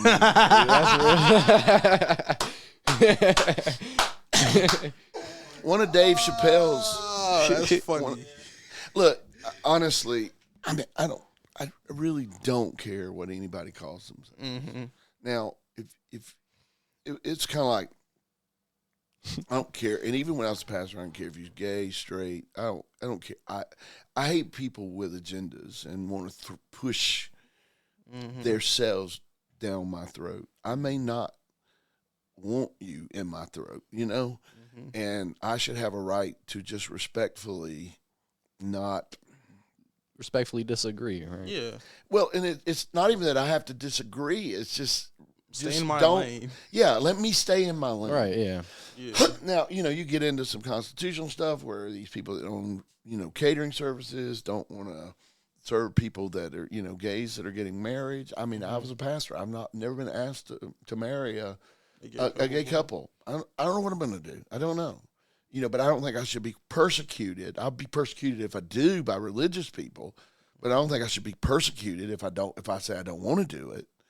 I should have a right as a person to have an individual feeling about something. Now, that being said, I mean, one thing I'm finding is weird in college students is they all hate this woke society where we can't say what we really believe and what we think.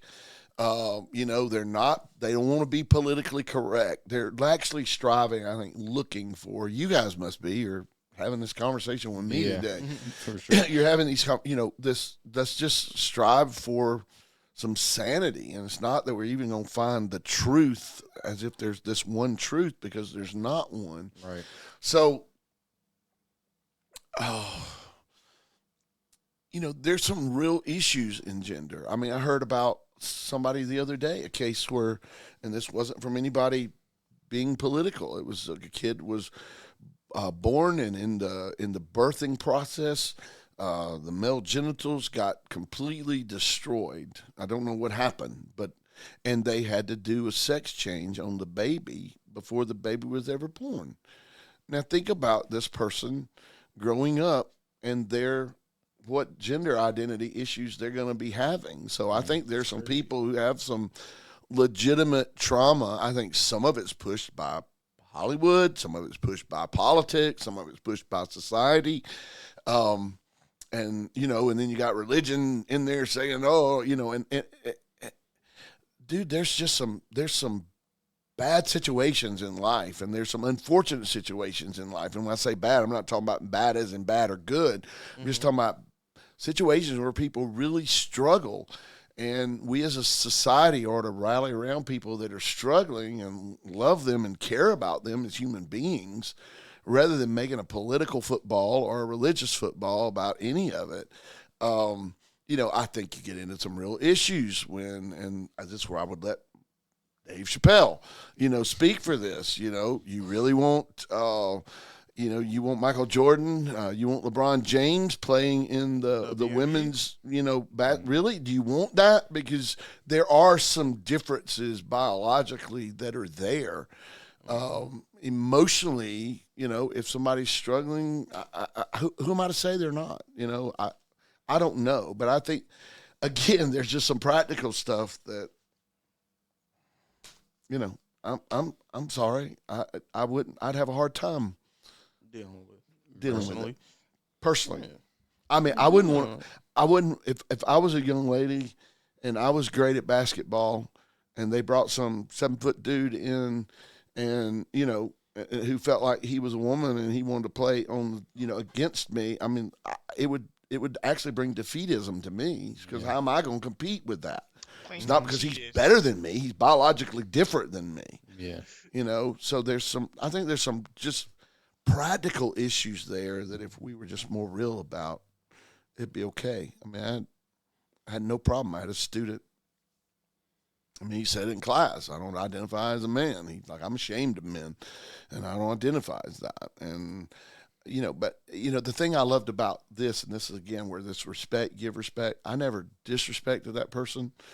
I never did. And this person was the one that had a friend that came to class all the time with him. And, the last day of class when we were doing review, he said, they said they're not going to be here today. They said, tell you hello, and I said, well, you tell them that I said I missed them today. And I'm okay with that. I mean, I'm okay with adopting my language to be respectful of somebody, as long as you don't, think I'm being stupid when I don't know. Right. Yeah, when I ask you shouldn't, don't start trying to chop my head off. I just want to know before. Yeah, I don't understand. So, and we could go, y'all are killing me now. We've been going an hour and a long time. Yeah, you gotta go. How long does this go?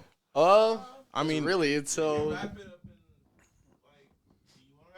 Yeah, we could wrap it up. Well, I got to go to Winder here in a few minutes and watch my grandson play soccer. But just give me, let's do we mind closing it up in the next 10 minutes or so? We can really close it right now. We've had a great conversation. Let me if there's any, do we have more questions? Did he have one in the chat? Malik did. Let's see. He was talking to them K Ultra for a little bit. Them K Ultra had a couple good ideas and points,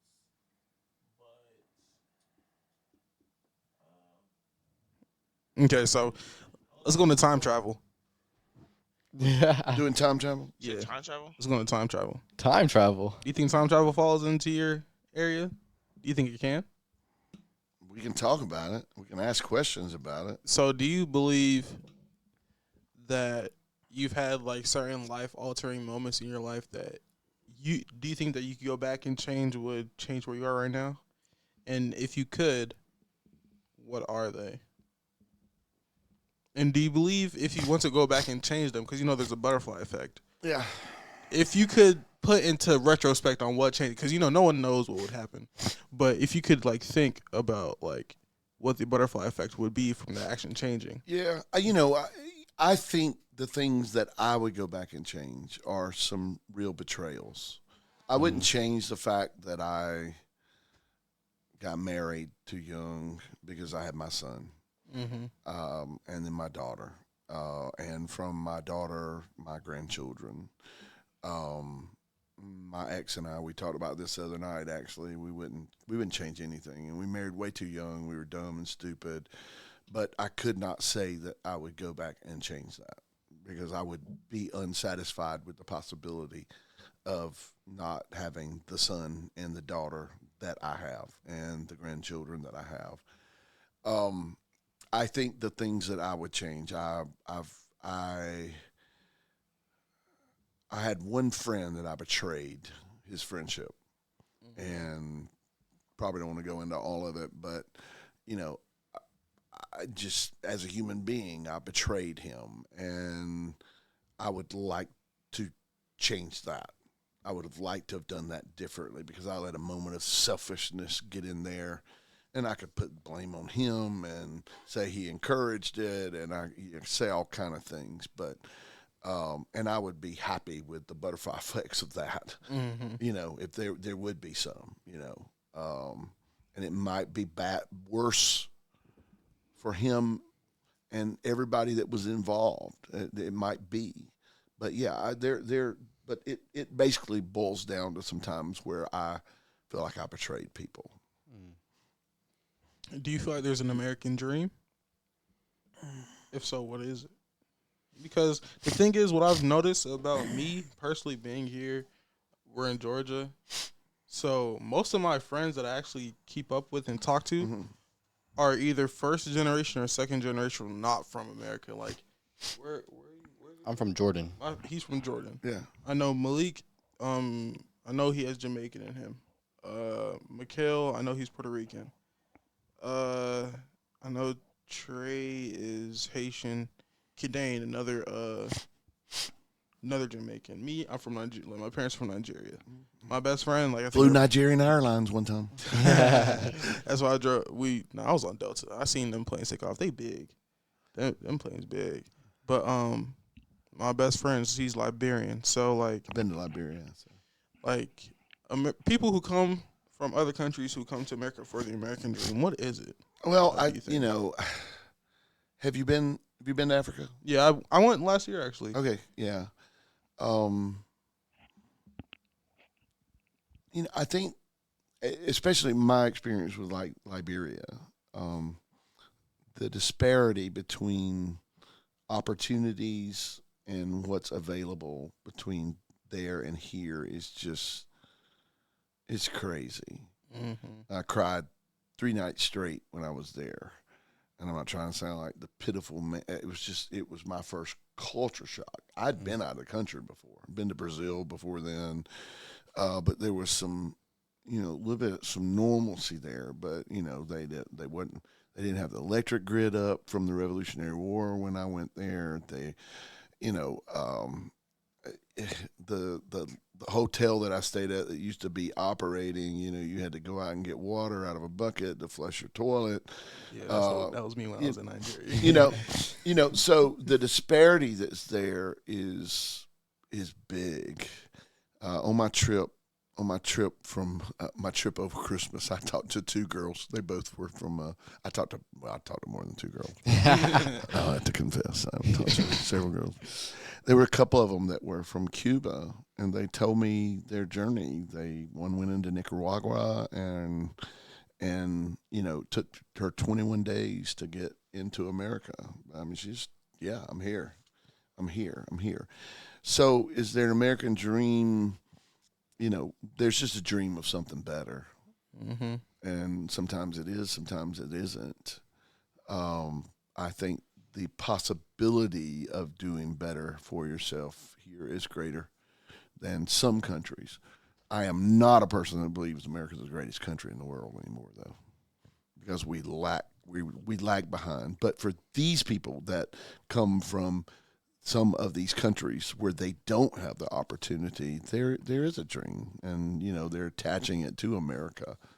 I'm gonna go ahead and shoot one.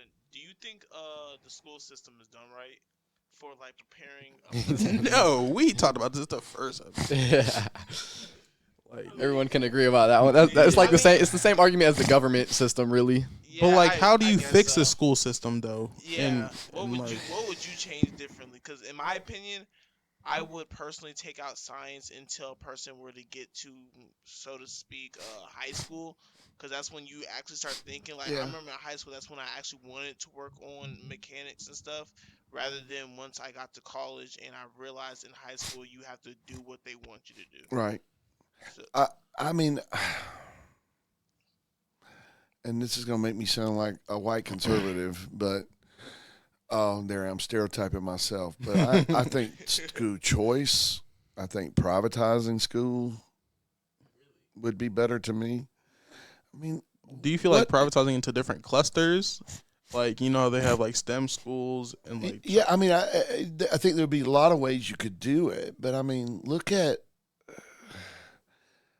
I mean, I'm being really cynical on the government, but what does the government do really well? That's a great question. I'm not gonna lie. I mean, look at UPS and Federal Express. I mean, they're kicking the post office rear end, and stamp, and you're like, oh yeah, but. I understand where these things come from, but maybe it's time to take a look at doing something different, and maybe government's being involved in schools was a great thing when nobody was giving a crap about little Johnny having to be out in the field working for his daddy, to make the bills, to meet the bills that month, and he didn't have a chance to get an education, but maybe we're at a different place now. Maybe we need to take a look at, I mean, and you're pushing me into this area that I think is just ludicrous that, somebody can play ball, and I understand the money. I understand, they're bringing in money, but they can make millions of dollars playing a sport, and you can't pay teachers worth of crap. That's the craziest thing. I just don't get that. And so what if things were privatized? What if things were maybe privatize is not the right word. Maybe there just needs to be a new system. I think healthcare, and oddly, this is really going to sound weird, but I almost think there needs to be a universal healthcare system. But I don't think the government needs to run it. I think it ought to be a private nonprofit. Germany's probably got one of the best. And I'm just pulling this out my head. I hadn't researched it, but one of the better, privatized nonprofits, organizations. Organizations. But I mean, it's just stupid, And so I get it. Oh, don't get me started. Do you feel like privatizing schools in the sense like this is turning into a train wreck? So like, because so I remember we were talking about like taxes with the government and us being in debt and stuff. So do you feel like if we privatize schools to like certain states, so like let's say like Gwinnett, we already have I think like 20 high schools in it, but we have cluster schools, so they send different middle and elementary schools to schools.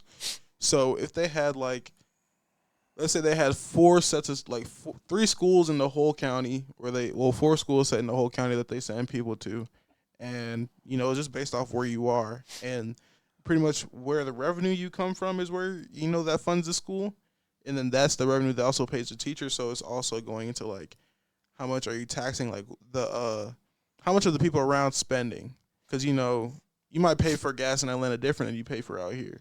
You do. Yeah, so like you definitely I saw it for $3.29 last night on Powers Ferry. I was turning going to sing, and I saw it for $2.76 out here. Yep. Yeah. It's a lot cheaper out here. It's ridiculous. So I was like, somebody's getting something.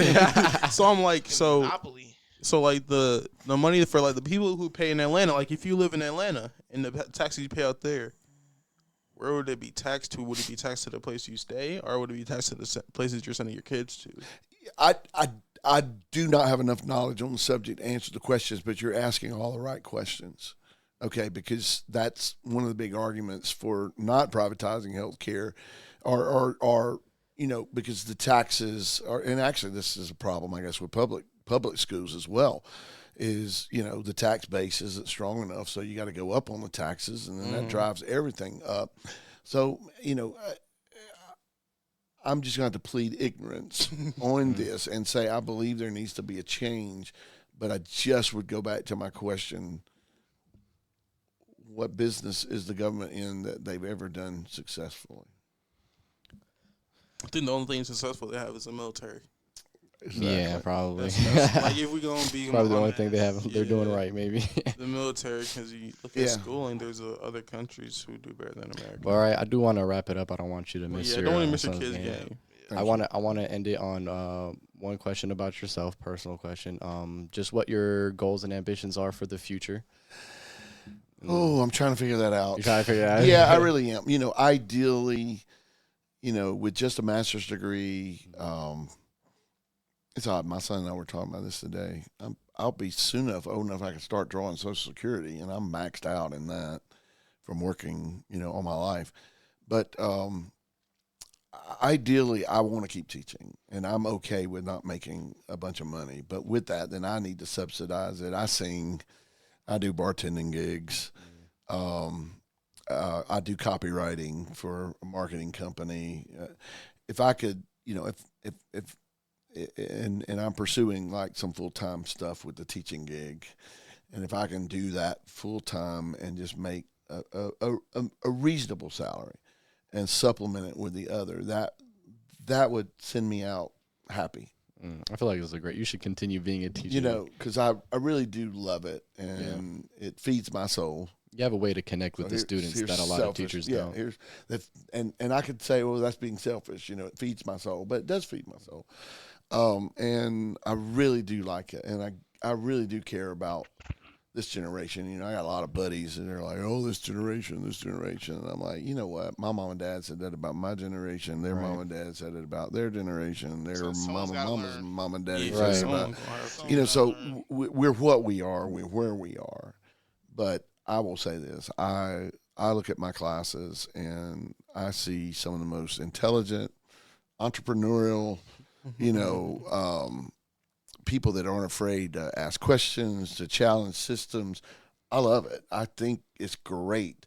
And the great thing is I taught a lot, but I taught with an agenda. I'm trying to teach you something.